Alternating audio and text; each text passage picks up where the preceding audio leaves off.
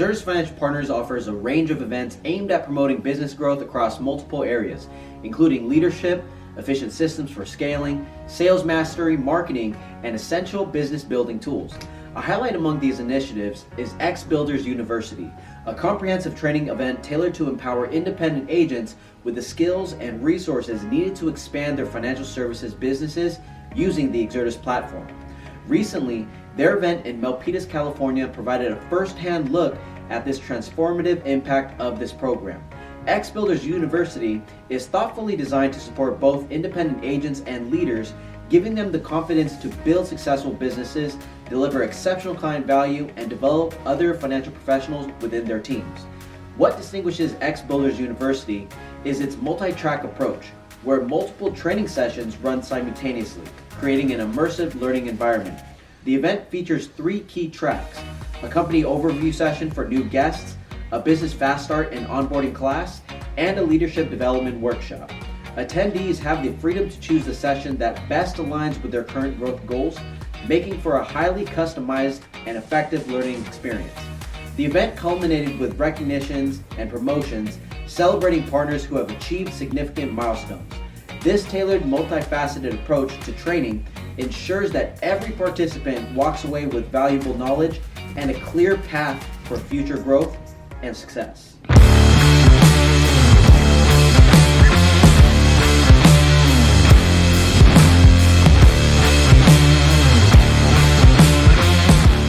Here tonight, you're going to be blessed because this information can really impact you in your particular business.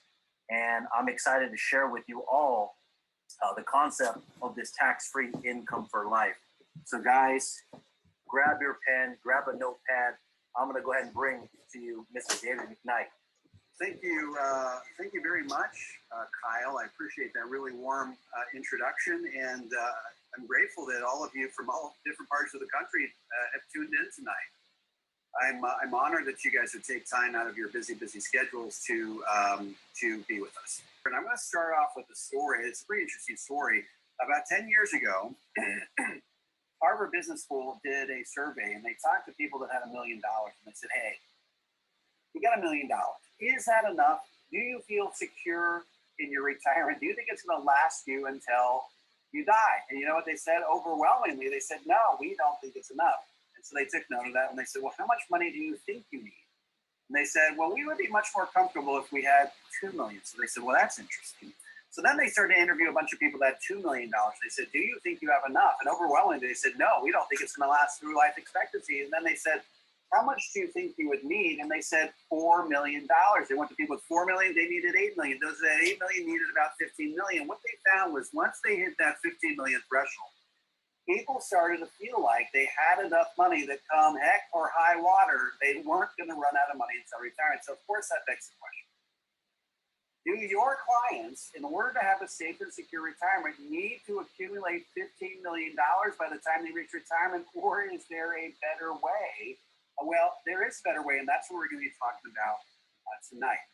Now, why did most of those people feel like they didn't have enough money? It's because of one primary risk, and it's the number one risk that retirees feel like they face in retirement, and that's what we call longevity risk.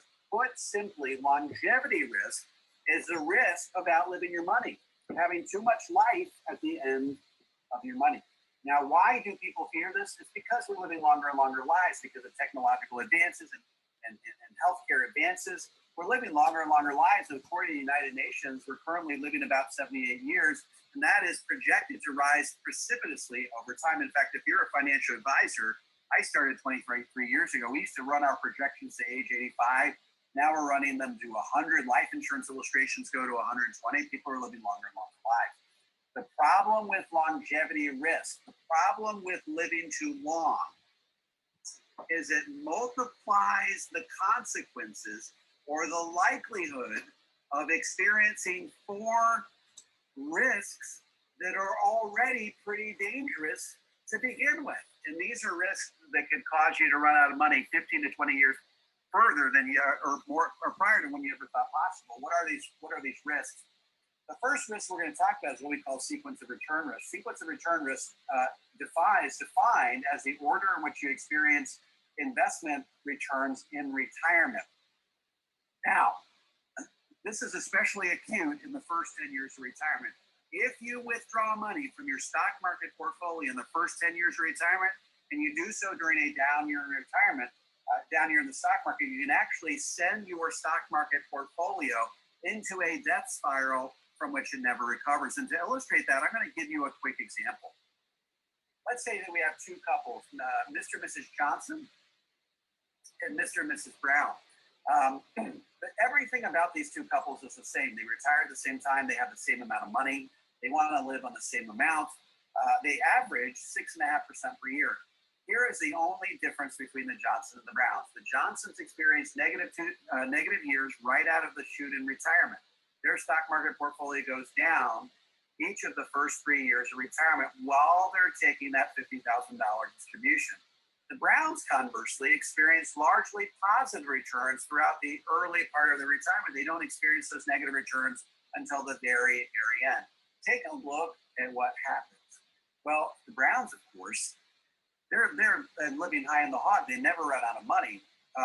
In fact, they still have $1.7 million left over at the end. The Johnsons, conversely, run out of money. See, on the upper left-hand corner of your screen, they experience those 3 down years right out of the chute, years 1, 2, and 3 in retirement. They're taking distributions from their stock market portfolio during their years. Look at what happens to the retirement balance. They run out of money 13 years into a 30-year retirement. So they're going to have to adopt that Dave Ramsey, rice and beans and rice, scorched earth diet, getting by, squeaking by, eking out an existence on Social Security alone for the rest of their retirement. Now, what's the bottom line? The longer you live, the more severe the consequences should your stock market portfolio succumb to sequence of return risk. The second risk that gets amplified or magnified should you live too long is what we call withdrawal rate risk. Now, withdrawal rate risk is what happens is the risk that you run that you're going to run out of money because your distribution rate from your retirement portfolio is too high. Now, prior to the 1990s, there was very little definition around what a suitable or an appropriate distribution rate was from your retirement portfolio. In fact, people were doing it in a very willy-nilly, haphazard way. They basically said, what is the prevailing rate of return in the stock market? And that's the rate of distribution I'm going to take from my stock market portfolio in retirement. So, for example, if you thought the stock market historically could return 7%, then you would withdraw 7% from your stock market portfolio year over year. Well, let me show you in a real-life scenario what that would look like. Let's say you retired in that year 2000, that famous year where you had 3 down years in a row, and you're taking 7% out of that $1 million portfolio year over year. Guess what? You run out of money after the 11th year. You got another 19 years to go for that 30-year retirement. Now, you may be thinking, hey, today, in today's world, retirees and pre-retirees are much more savvy. They're much more studious. They're much more careful with their money. They would never withdraw 7% of the retirement income. Well, guess what? McKnight, as recently as about 10 years ago, did a survey of retirees and pre-retirees, and they said, what do you think is a reasonable rate of distribution from your retirement portfolio such that you will never run out of money in retirement? You know what they said? 45% of them said 10%. They thought 10% was realistic. They could take 10% out and never run out of money. Well, guess what, folks? Let's apply that 10% distribution rate to that same scenario. They're running out of money in 8 years, which means they're going to have to spend 22 years eking out an existence, a bare bones, subsistence type living on Social Security alone. The bottom line is the longer you live, the greater the consequences of taking distributions from your portfolio that are too large. Now, the third one is long-term care risk. Now, this is a massive risk, and it's frankly one that I think people underestimate. Now, I usually have the following conversation with my clients when it comes to long-term care. I'll be sitting across the table from Mr. and Mrs. Jones. I'll say, Mr. Jones, you know I love you, right? And he'll say, yeah, Dave, I know you love me. I'll say, I do love you, but you're better off dying than needing long-term care. And he says, what do you mean? I said, well, at least if you died, your wife would be beneficiary on all of your retirement accounts. And while we would miss you terribly, life for her is going to carry on relatively unchanged. However, if you didn't die but needed long-term care, all of the money that she was planning on living on in retirement now gets earmarked to the long-term care facility. She gets to keep what? She gets to keep one house, one car, a minimum monthly maintenance needs allowance of about $2,500 a month, and about $128,000 in cash. So what was shaping up to be a perfectly rosy retirement for Mrs. Jones turns into bare bones subsistence type living. And of course, the converse is true should Mrs. Jones end up needing long-term care. Now, you may be thinking to yourself, yeah, but we're probably not going to need long-term care. Well, did you know there's a 28% likelihood that either you or your spouse is going to end up needing long-term care prior to age 85? And you may be thinking, well, that's fine, but if you reach 65, if you both reach age 65, there's a 25% chance that one of you is going to live to age 98. So if you burn through all your assets by age 85 and one of you is going to be living another 13 years, you're going to have to live those 13 years eking out an existence on Social Security alone. So the bottom line is the longer you live, the greater the likelihood your retirement plan will succumb to a long-term care event. And the last risk I love to talk about is inflation risk. And we know that money is valuable because it's scarce. And the more you print it, the less scarce it becomes. I like to tell the story about how I subscribe to a coin magazine. And in the back of that coin magazine, you can buy a $100 trillion bill from Zimbabwe, and it only costs $4. And that includes shipping and handling from Zimbabwe. Now, what does Zimbabwe try to do over the years? They've tried to print their way out of all of their problems. You may be thinking, well, that would never happen in our country. But there's actually a very strong movement among politicians these days called modern monetary theory, or MMT. And what they posit is they basically say, hey, look, the federal government is different than the American household. The American household has a finite amount of money. Therefore, they have to budget their money. They have to live within a budget.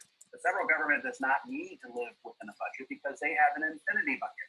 They have an infinity bucket from which they can draw money to be able to pay for just about whatever they want. And that infinity bucket is sort of a symbol of their ability to print money. And a lot of people think that that's a realistic way to finance a lot of these crazy schemes that we're hearing about in government today. Now,